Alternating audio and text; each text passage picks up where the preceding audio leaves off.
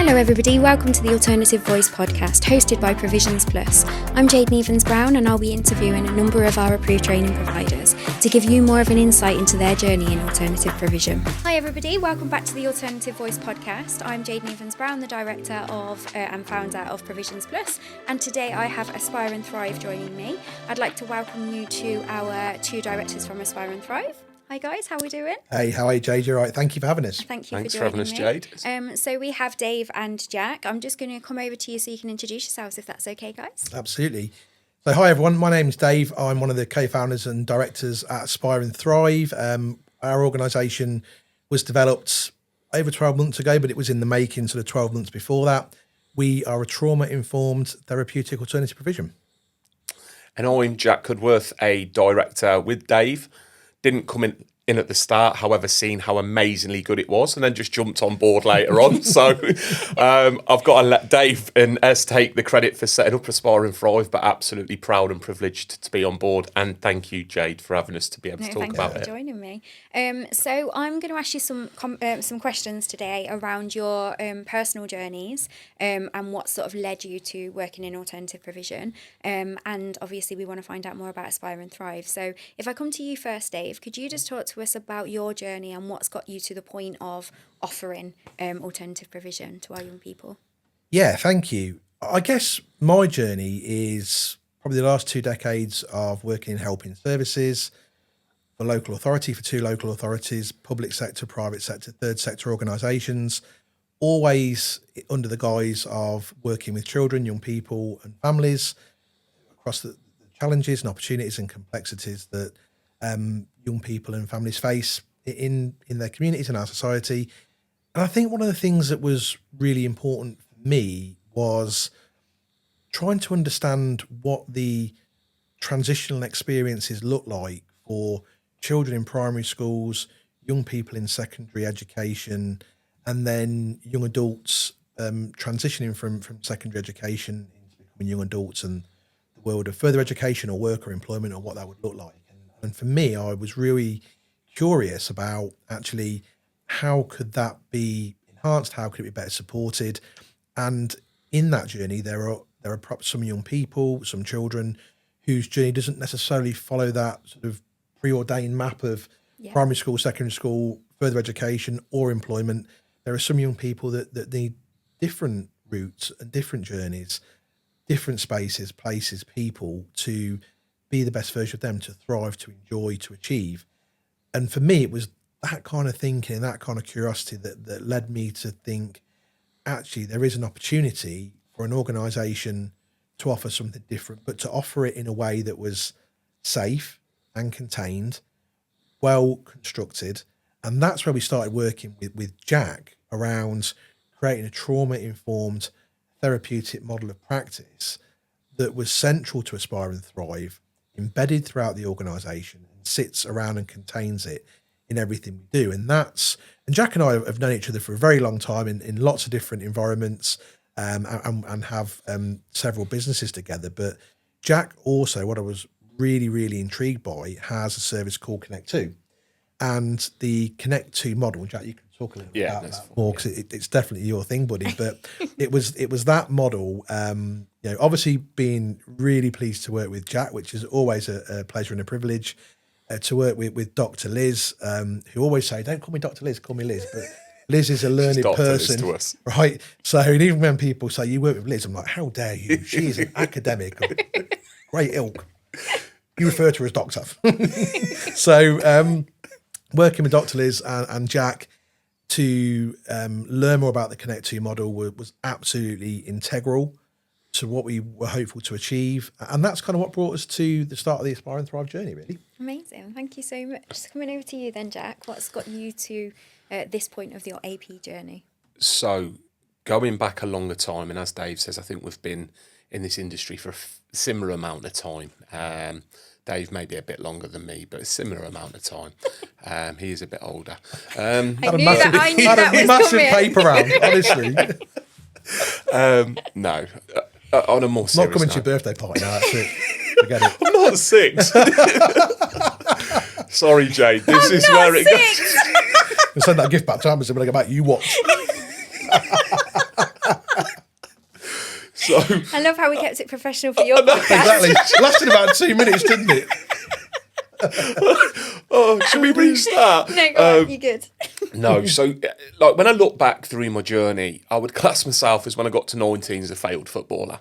So left school, professional football, and then didn't work out. And it was like, what am I going to do?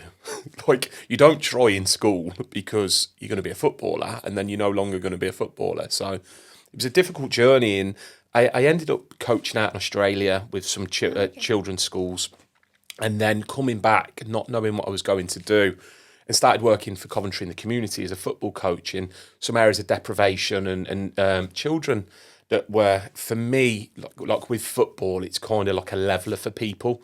So you don't really see the behaviours or the issues. It's kind of like it's just a beautiful place where people get together and enjoy sport. So I absolutely loved it, which then led me to work in a young offenders prison or an STC, depending on how you want to word it. But that's where me and Dave met. Don't say it. He always comes out of a quote at this point on how we met. He will at some point. But it was there. It was kind of eye-opening for me, if I'm completely honest with you, like the challenges that we faced, the trauma that children had experienced, and actually being at 22, 23, I think I was, and, you know, it's really difficult, like, supporting children that self-harmed or struggled with their behaviours, and, again, it's kind of a make or break thing, I find, in this kind of industry, working with children. And it's definitely not for the light-hearted, is it? Not at all. And I think going home, I remember drives home, you know, were really tricky, and actually going, is this for me? Yeah.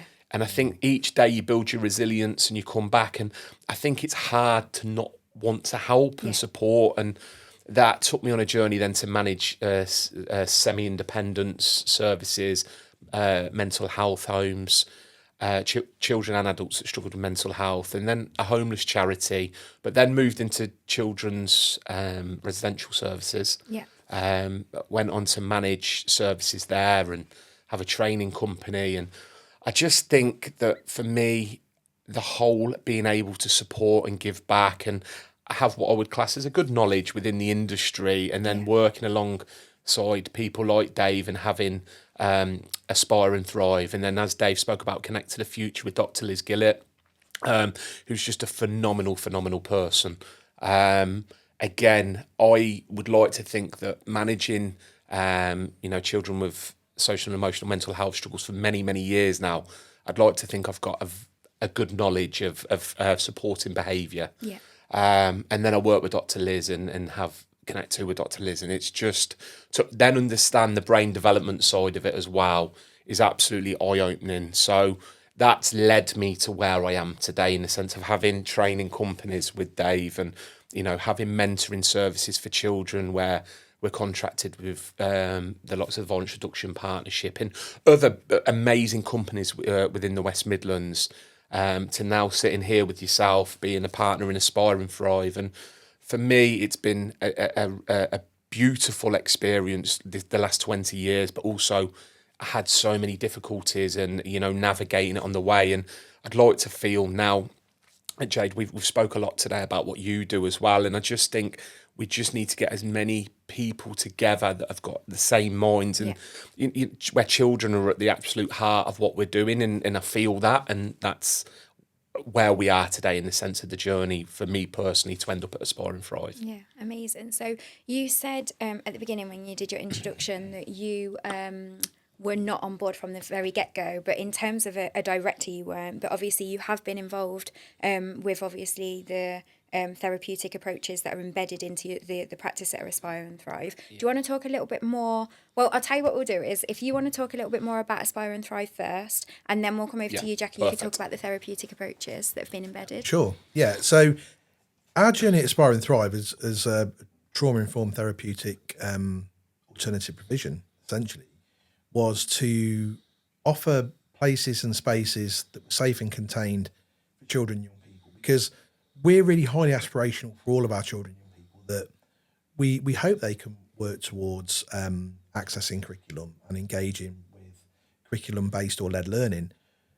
But we also identified, and as Jack said, you know, Jack and I have worked across a plethora of different helping services.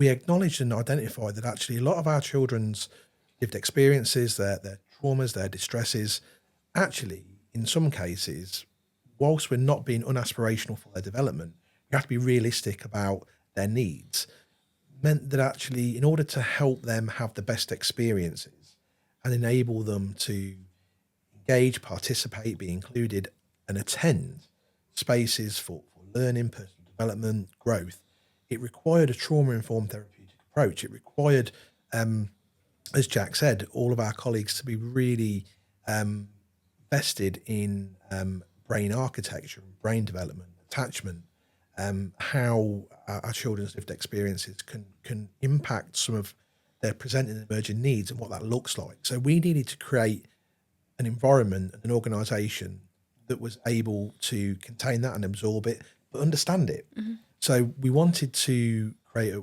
workforce, a group, a team of people that were not only super compassionate and really empathetic, but really well trained and well developed to really understand themselves, to be really checked in, really self-aware, really mindful, but also really understanding of what is tricky and sometimes gets in the way for our children. So that was kind of the premise of where we started.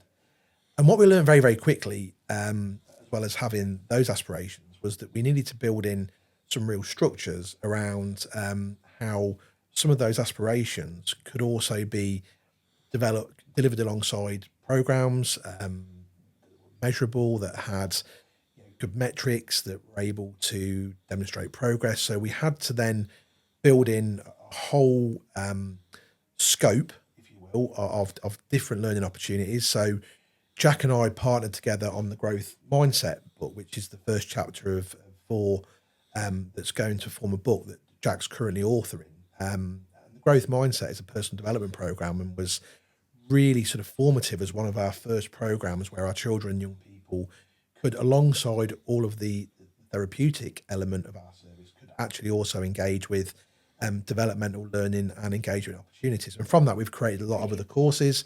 And yes, that's brought us to a point now where our offer spans primary, secondary, post-16.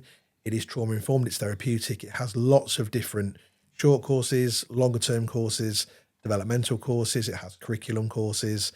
It has practical elements to it, outdoors, forest school, equine, as well as a whole host of opportunities for children to think about engaging in the things they're interested in, things they enjoy, their hobbies, the things they are good at, sometimes the things that challenge them as well. So that's a little bit about us and kind of where we are, I suppose. Amazing, thank you. And you're right that there's the opportunities are endless, aren't there, on this on your offer, because AP is all about being flexible and about being tailored around the young people. And with all of the courses that you've got available, that absolutely is there for you young people, isn't it? Yeah. We'll talk a little bit more about all of your centres and what that can look like for the young people. Sure. But if I just come over to you, Jack, and can you talk to us a little bit more about that, the therapeutic approach, the model that you've helped embed into Aspire and Thrive, and working with Dr. Liz, how that's worked really? Yeah, I think it's so important for me personally, from everywhere that I've worked in the past. It's to take the positives and actually try and leave behind the negative approaches, because when you're working for other people, when they put a service in place or models of care, whether it be PACE or Thrive, which are all fantastic in their own right, you'll never hear me be negative. We've done social pedagogy earlier on in our career, didn't we? So again, I've worked through many models of care, and for me, it was always about how could we create a model of care that was therapeutic but realistic. And I think sometimes with the therapeutic approach, we end up too fluffy, and we end up in a place where we more hinder children when they get to 18, because it's where's the balance in the management of a child's behaviour, because often we respond to the symptom, and we're not looking at the root of where the behaviour stems. And this is where we wanted to support myself and Dr. Liz, in the sense of how can we create a model that's understandable to all? Because often when we work under models, the training on them is that in depth. If you don't come from an education background, they can be sometimes difficult to pick up. Yeah. And actually, when we look at the core part of managing behaviour, often our adults do it very well anyway. So when the Connect 2 was created, it was basically me turning up to Dr. Liz and saying, I've got these 50 pages of I know what works, but I need you to help me understand how it works. And she didn't come back to me for about 3 months. And I was like, oh no, this was embarrassing. I'm scared her. Yeah. However, Still reading it, that's the trouble. she don't understand my writing.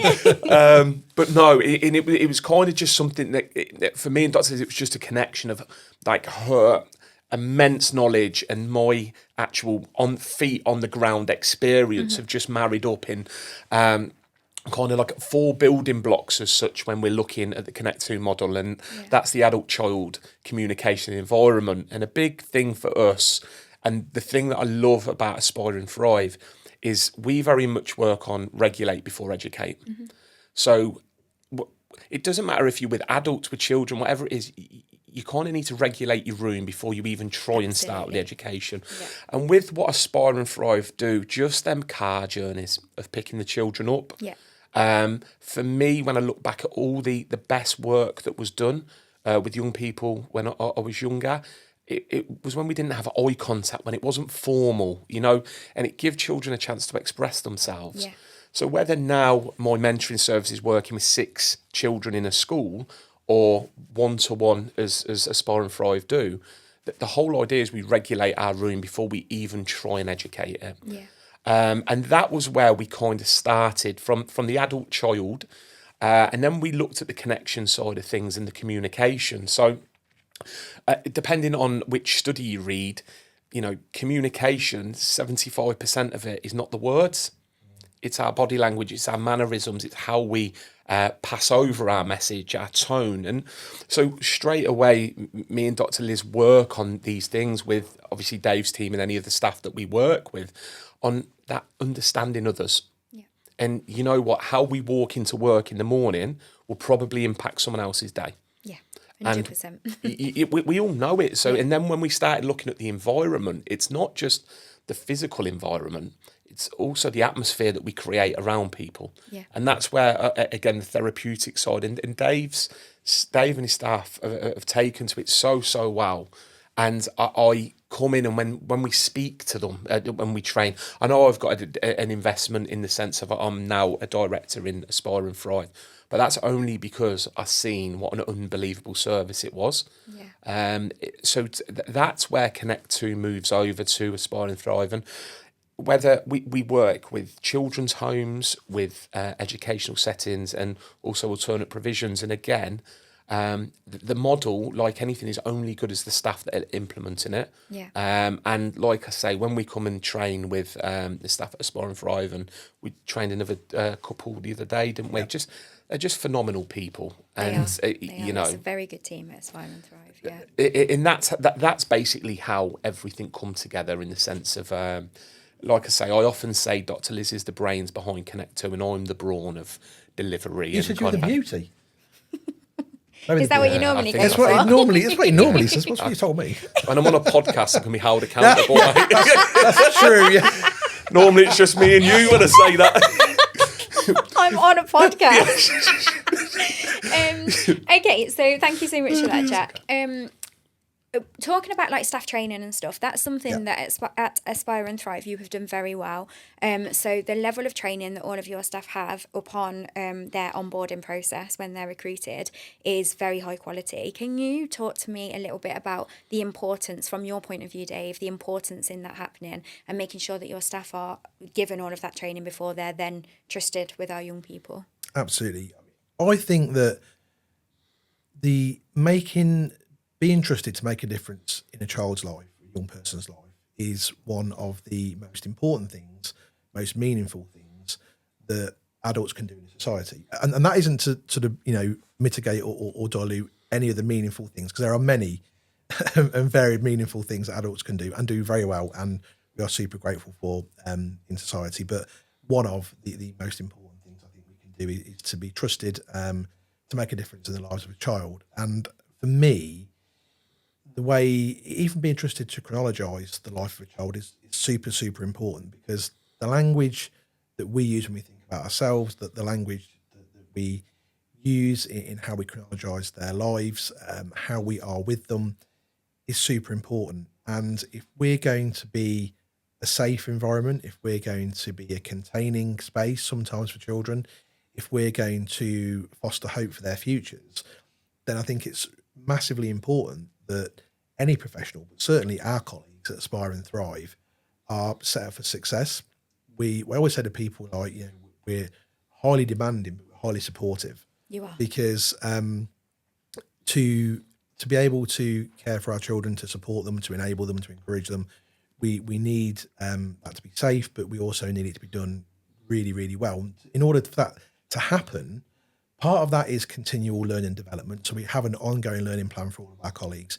But it also means that in order to set our colleagues up for success, and vis-a-vis our children up for success, we need to ensure that people's starting point is well thought through, and that they have, through their own experiences that they bring into the organisation and through their inductions, the skills and the experiences, the competencies and the confidences to meet the needs of our children. And I always think, for Jack and I, we think about, if it's not right, if it wouldn't be right for our children, it's not right for anybody else's children. Yeah.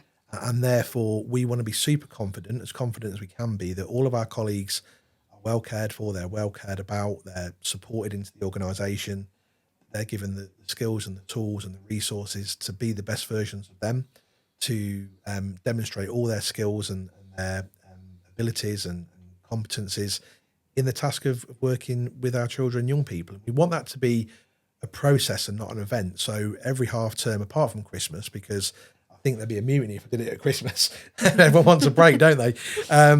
Jack and Dr. Liz will come in and they will do reflective practice, group supervision. They'll embed the model. They'll talk through things that are tricky, what gets in the way, maybe some of the stuff for us that sort of grinds our gears a little bit and we find difficult. And we work through all of that so that our colleagues have that regular space to kind of go, okay, it's difficult, it's complex, but actually we're supported emotionally, we're supported clinically, we're supported professionally within the organisation. And that's a continuous learning journey. And I think that enables our colleagues to be ready to support our children. Yeah, absolutely. And I think that shows then, doesn't it, in the atmosphere within your team and the team morale. I think you've got an outstanding team, haven't you, at Aspire and Thrive? And I think they're very welcoming. You are very lucky. Yeah. Because having the right team within any organisation, but especially within alternative provision, can make or break a service.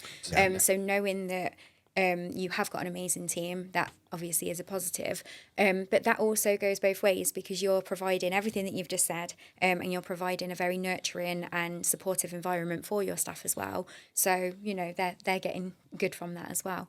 Can you talk to me around all of the different centres? So you have acquired a number of different spaces, so that the young people have the opportunity to, when they're working with you, go to a safe space that is going to work for them and meet their needs. Tell me a little bit about that journey. Absolutely. So one of the important things, one of the commitments that we made to Jack and Dr. Liz as part of the Connect 2 model was our environments absolutely must be the very best they can be for our children, young people, but also should be aligned with the model's values and principles of being therapeutic, low arousal, low noise, supportive and safe. So thinking about how we could maintain that commitment, we sort of identified lots of environments that are kind of, I use the word oldie worldy. I don't even know that's a word and people even know what that means.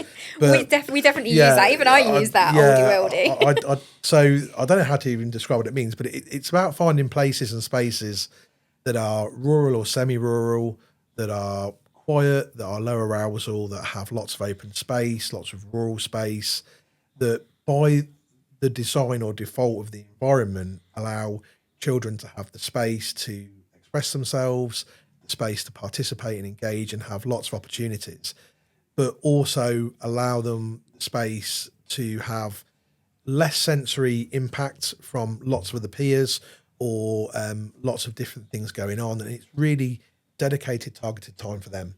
So we found several spaces, converted barns, renovated farm places. One of our spaces, in fact, a new build pavilion that's going up in a 4 hectare, massive big old field essentially, and that there's a proposal for us to have a forest school next to it. So Amazing. the outdoor space, coupled with the environments that are sort of more traditional, more rustic, but also modern but quiet, that are not sort of exclusive as in they're out of the way so people are excluded, but they're spaces that, because they're exclusively ours, that in terms of that there isn't much traffic in terms of vehicles, but also other people, and it can be a space where children can pause, where they can be supported, where they can have a voice, where they can enjoy and participate. So that's something that we really focused on doing really well. We have allotments, and so forest school hopefully emerging in the near future. We have sports environments, gyms, fishing. We have golf simulator, which is generally just for me and Jack, to be honest. The kids get a look in, to be perfectly truthful. One of them said, "Can I go this afternoon?" I was like, "No, I'm going the way back." So I'm joking. They absolutely are going today.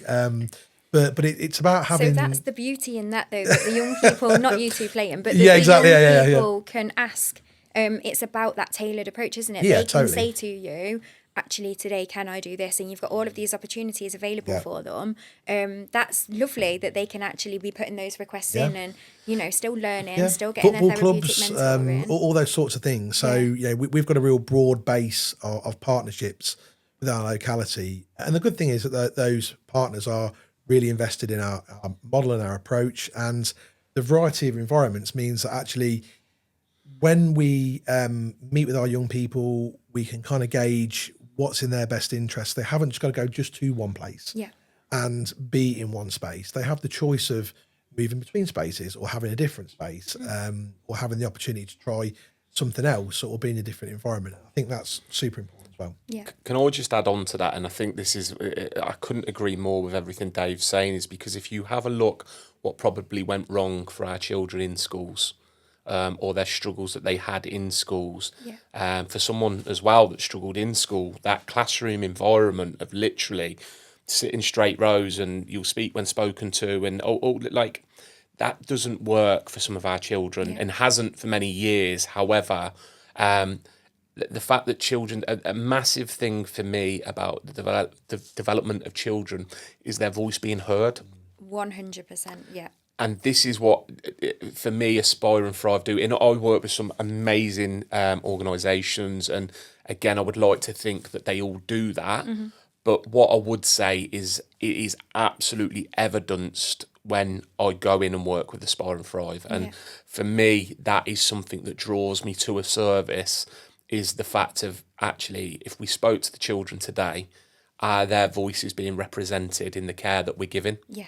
And that's what our model's about. It's about that flexibility within service, where it doesn't matter if you've got a 9-year-old who may have some struggles along the way because they've got something going on at home, or a 16-year-old that's involved with a gang, or a 15-year-old that's involved with a gang.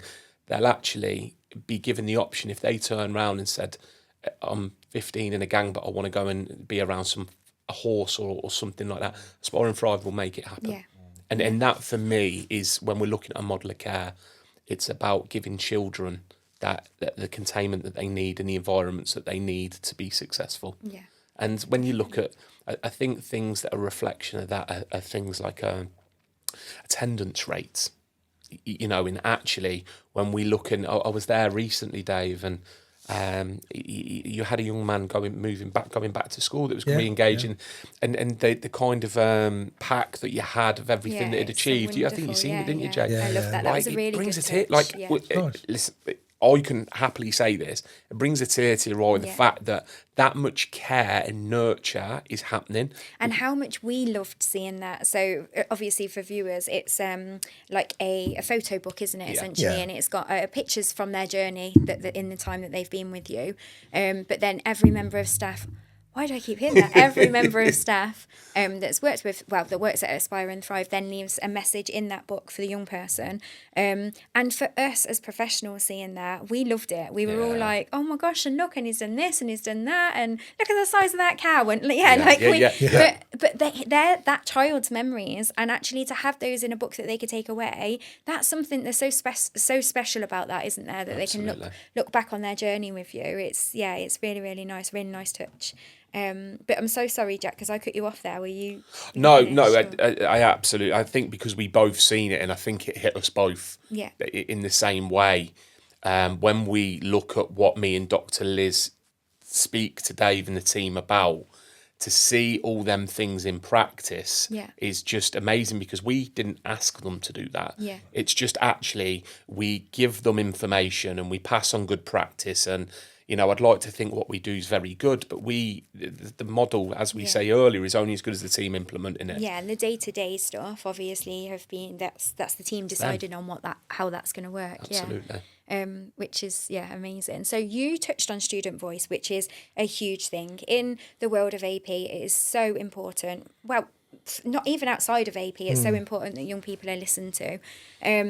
And you do that very well at Aspire and Thrive. So at the end of every half term, ongoing, you've got the opportunities for families and young people to give feedback anyway, haven't you? Yep. But at the end of every half term, you do surveys with all of your service users. And that works really well, because then you generate a report, basically, which goes out and tells people a little bit about what everyone has thought of your service that half term. Yep. And the feedback that you generally receive is very positive, isn't it?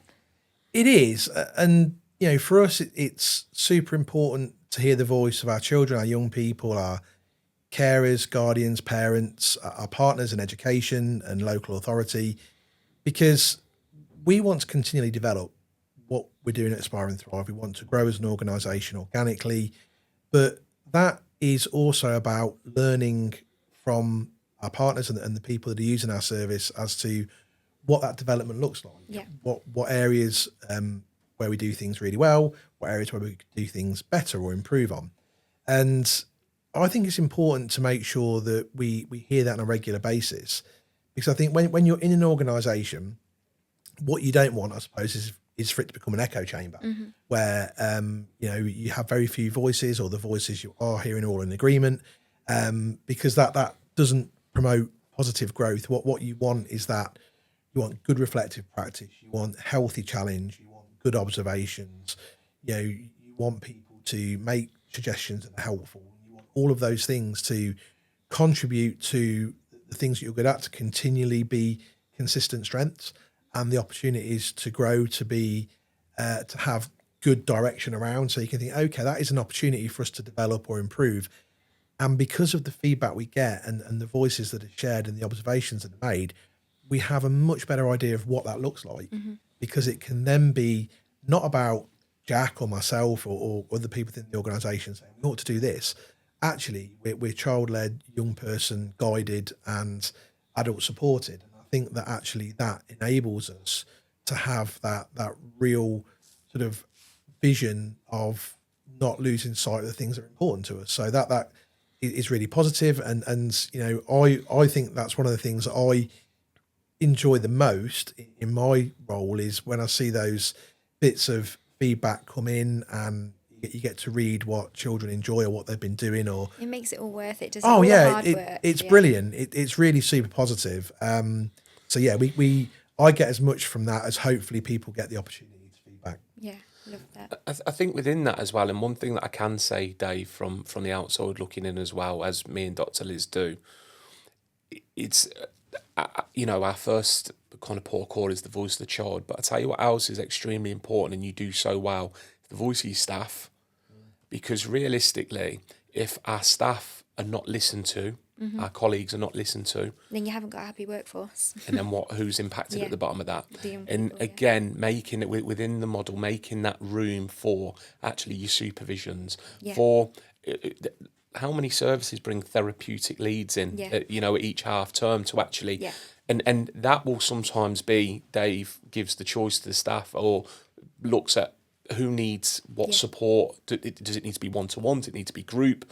what issues have we had over the last 6 weeks, and because all businesses will have issues or struggles in one sense, but I think it's for me it's just brilliant because, again, owning businesses like we all do in here, you are, if your staff are not listened to and your colleagues are not listened to, then the job that they're then going to be doing with the children is not going to be as helpful as actually if they feel empowered. Yeah, I think that's very obvious as well. Like me and you, Jack, were both involved. Like you've got new staff at the moment, and they're going through their staff induction. And me and Jack, we've both been involved in that this week, which is amazing to be involved in that. So, but it was very apparent in the session that I did that they understand that already. They're very new, but they know that you are approachable, that you and Cam, that they can call you, that you are available. For anything, just not just because it's their induction, but day to day when they need to debrief, when they need to process. And it's like I say all the time, you and Cam again are very reflective. So you have created that space where your team can also do that. And that's needed. The situations and the types of things that working with young people that staff will go through and that they will experience can be a lot. And in the world of AP, you're working with some of the most vulnerable young people. So they will share experiences. They will talk to you about things that have happened. They will disclose information.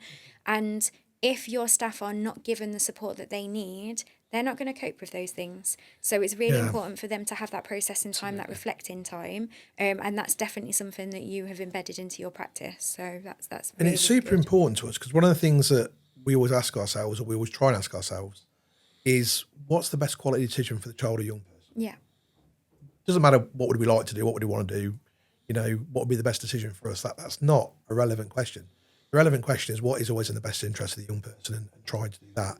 But I also think as part of our culture, when we have colleagues come in, is being really honest about our values, being really authentic about who we are as individuals, and being really consistent with our principles. And we don't always get it right. We're human. We probably have days where people might be more frustrated, less frustrated, I'm sure. But in an organisation, what we try and do is to consistently come back to those things and try and live those values on a daily basis, and hopefully create a sense of that people feel cared about and feel valued, because it is important. And sometimes people talk about being families and businesses, and that you got to be careful about because some families are dysfunctional, right? So it's not necessarily the best descriptor of what it is. But I talk to people about having family values. We might not be a family because that might not be the healthiest way to describe our team or our group, but some of the things that are important to families are caring about each other, thinking about each other, supporting each other when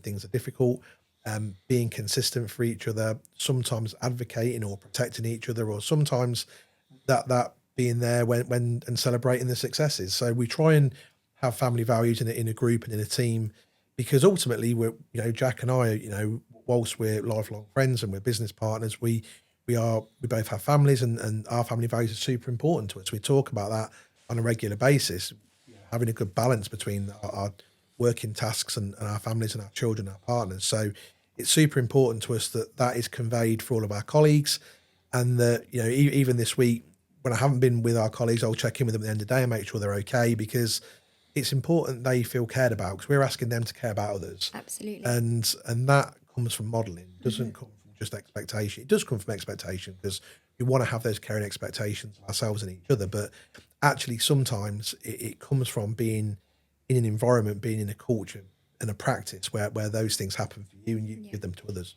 Yeah. So you mentioned earlier, I think it was actually you, Jack, that touched on when students are moving around to different centres and stuff. Obviously, your staff are transporting students, which is one of the things that really sets you out or makes you stand out as an organisation, because you lead on all of the transport for your young people. Do you want to talk a little bit about why you made that decision? I think one of the things that was super important about that was transitions. Because our children and young people, there's nothing wrong with getting taxis or having transport arranged or anything like that. That's not a bad thing. But what we noticed is that our children would leave their home, get into whatever transport was arranged, and then they go to wherever they were going to, they get out of that transport, then they transition into another environment with another person, which would be another transition. And we kind of thought, actually, by the time our children are in their learning, mentoring space or place, not just with us, but generally, they may have had several transitions. And then we might be asking them or encouraging them to learn or to reflect or to engage or to participate. And actually, are we setting them up for success? Or are we enabling them to have the best opportunities? So we thought about it and thought, actually, part of being safe and contained is reducing down those transitions, is building relationships. As Jack said earlier on, some of the best and most positive discussions or communications or chats or just general human to human engagement and interaction happens informally, happens incidentally, and isn't sort of prescribed or anything like that. So those children being able to predict that their mentor is going to collect them on a Wednesday morning at 8:30 to go to, one of the environments that we spoke about, which is always pre-planned and pre-discussed with young people, helped them have that predictability of, I know who's coming to collect me, I know what time they're coming, I know where we're going, I know what we're doing. This is something that I've had a voice in, I've had a choice in, I've been able to contribute to. That just increases the opportunity for that young person to have the best experiences and the best opportunities. Yeah, I absolutely love that. I really do, because travel and transport is a huge barrier for so many reasons. And actually it could be that something that's always sort of niggled at me is a school might decide that a young person's going to be sent out to go and access some AP, but no one's having that conversation with the parent from the get-go, or parent or carer from the get-go. Are you able to afford this extra travel? Are you able to get this child to this provision? And if they can't, and it could be that parents aren't happy to share that they can't afford that travel, or that actually they just can't make it work because they need to get their other children to a different location. So that can often be overlooked, but then that becomes a barrier, and then the young person doesn't engage, they don't attend, and then it's seen as a failure, like a failed placement, and then the young person's taken off of that. But actually, was it their own doing?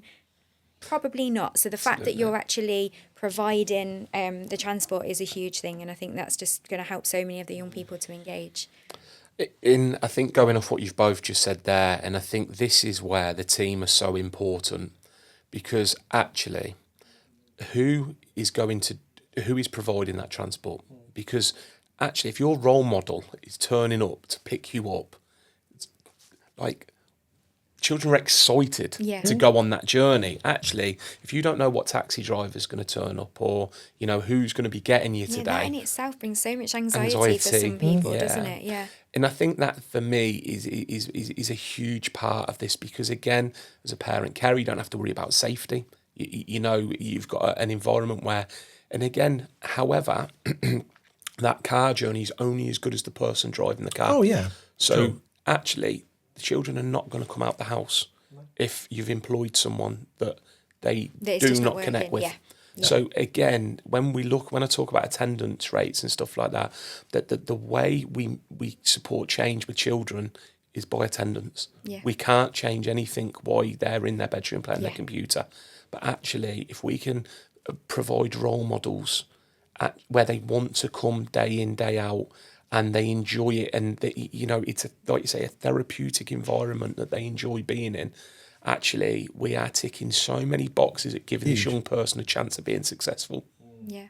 Building them relationships that maybe they haven't had, that trust in an education setting they haven't had for a long time. Yeah. Actually, the relationship with parents, carer, creating that security and scaffold around the child. Yeah. Absolutely. So important. We spoke to a parent this morning who shared with us that they, because of having to sort of manage the logistics of getting two of their children to different locations, one being alternative provision, was taking several hours. The upshot of that was they had to leave their job and find another job. They had to leave a job they really, really liked to find another job that would allow them the capacity to do that.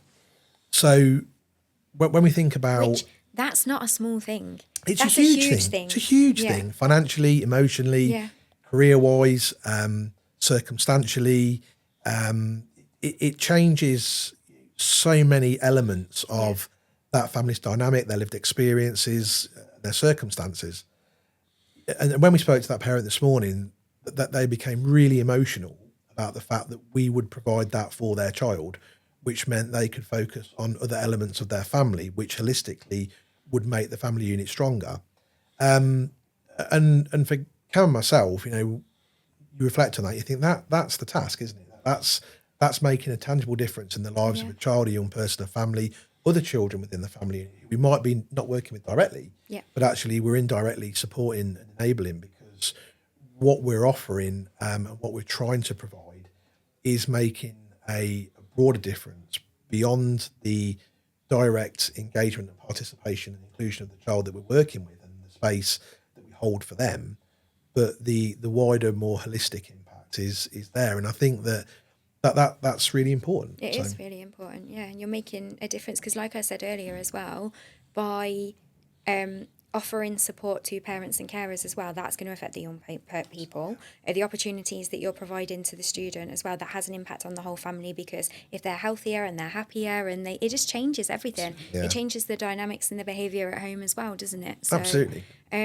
So it's been a journey already for Aspire and Thrive. What do you think, the next academic year, what does that look like for you?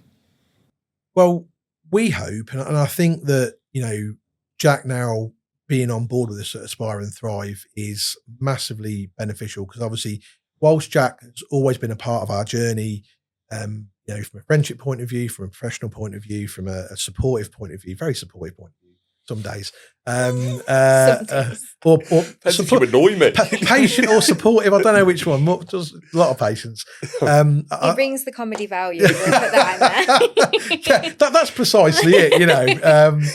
So when we go into meetings now, it is like a double act, isn't it? So if you watch Step Brothers, it's a bit like that. So not saying which one's which, but I think that having Jack on board allows us now to have much better structure in our leadership, has much better structure in our governance. It allows us to have much more confident conversations across the West Midlands, across a variety of different services. So we're aspirational over the next 12 months to be really consistent with our values and our principles, to make sure that our children, young people, families experience the safe containment and the quality that they expect from us. We're hopeful that we can organically develop to offer more help and more services across the geography of the West Midlands. That might look like developing teams in certain localities. It might look like developing the team within this locality. But we're certainly hopeful to grow, because I think that slowly what we've been able to demonstrate to our partners is that the vision, the aspiration we had at the start wasn't just words. It was action, it was intention, it was commitment, and it was heartfelt. And I think that as people have probably come to experience that and see it for themselves, that's enabled us to develop, and hopefully we can keep growing with our partners, such as yourself, Jade, at Provisions Plus, and help as many children, young people as we can. I think is our aspiration. So hopefully second academic year will bring us more opportunities. The first academic year, when you start anything from the starting point, it was a little bit tricky at the start, and that there were some tough days, but we worked through that, and we held that belief of we absolutely knew what we were doing was the right thing, and carried on, even when at the start there were some days where it felt like actually that was not the right thing to do. But sometimes you have to just take a deep breath and believe in yourself and benefit from the belief of others around you and what you're trying to do, and trust the process, because being a new organisation, presenting all of these amazing things, but then being seen as the organisation that's delivering on those amazing things are two different things. Massively. So you have to trust that process. A lot of work goes into building those relationships. Huge. And you and your team, boy, did you go above and beyond to try and build those relationships.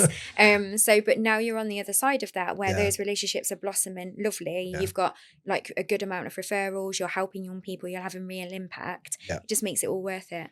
Definitely. So obviously, you said about growing with partners as well. I think this might be a really good opportunity to talk about the fact that you are going to be one of our premium providers on Yeah. the alternative pathway framework. So We're provisions. super proud of that, by the way. Like, I'm it hits so differently happy when that you you're say going to it. be one of our premium providers. So we have Provisions Plus have launched the alternative pathway framework for alternative provision, which is an independent AP framework, and we have only a select number of premium providers that are going to be involved in that, because we're piloting it for the first year. And we are very, very happy to say that Aspire and Thrive are going to be one of those providers. And that is coming from a place of seeing all of the amazing work that they've done to help the young people that they're working with, but also because of the high quality service that you're delivering. Obviously, having worked with you throughout this year and seeing all of the value of everything that you've done in terms of the work that's gone into the quality assurance,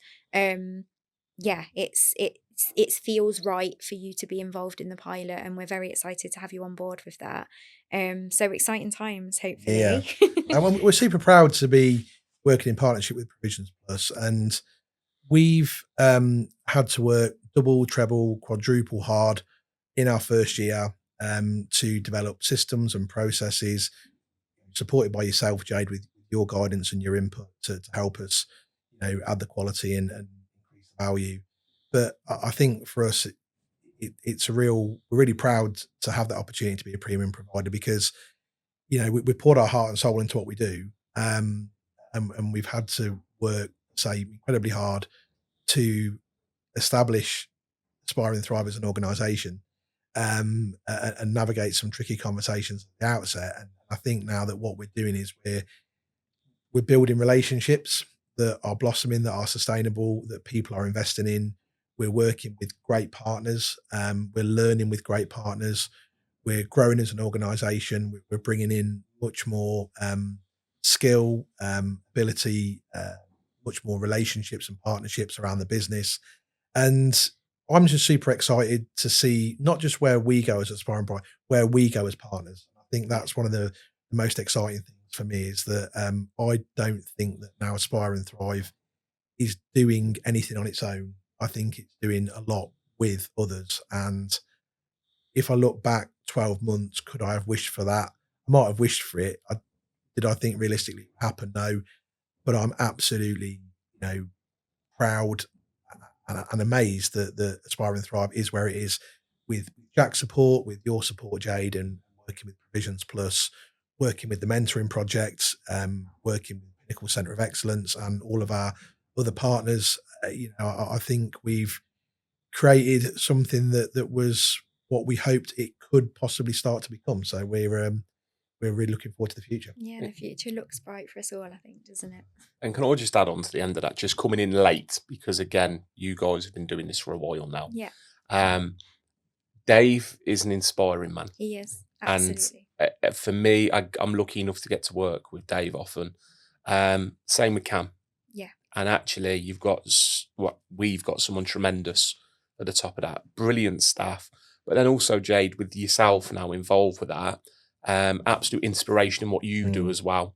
So again, for me to be coming in late to this party and actually working alongside both of you, and again, as you say, being a premium provider on that platform, I think here fantastic services have recognised each other and working together. Yeah. It's exactly what we spoke about earlier. Yeah. Can we bring these unbelievable services for children together? So Yeah. a massive thank you to you both on that as well. Oh, Thanks, thank you. Jack. That's really kind of you. It's been, like, from a personal point of view for me as well, it's been so wonderful seeing, obviously, I met you at the beginning, really, of, the beginning of this academic year, where you were looking at starting to provide the service, and seeing, like, the challenges that you've gone through this year and how you've overcome them, and where you started to where you are now, that growth and, like, how you've overcome everything that you've had to has been phenomenal as a service. So yeah, and like to see that the young people haven't been affected by any of that, and that they have had true impact where it's really needed is amazing. So well done, you've done a really phenomenal job. I think one of the things for me was, I think we are asking our children, young people, to be resilient.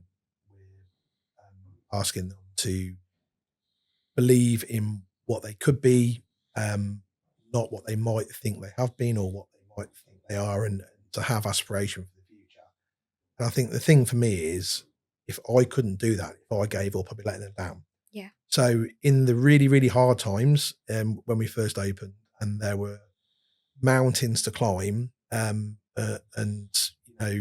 things to navigate, it was, if we're asking our children to hope for and navigate huge changes for them as individuals, emotionally, personally, socially, and otherwise, then we have to be able to stick it out as well. Yeah.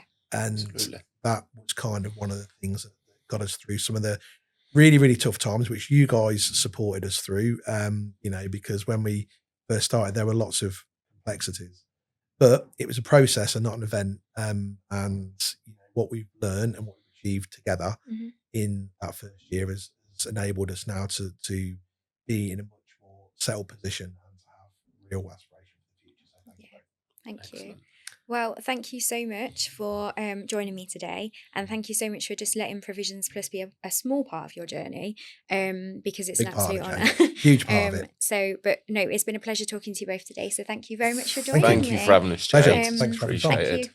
Thank you so much for joining us today for the Alternative Voice podcast. We hope that you found today's discussions insightful.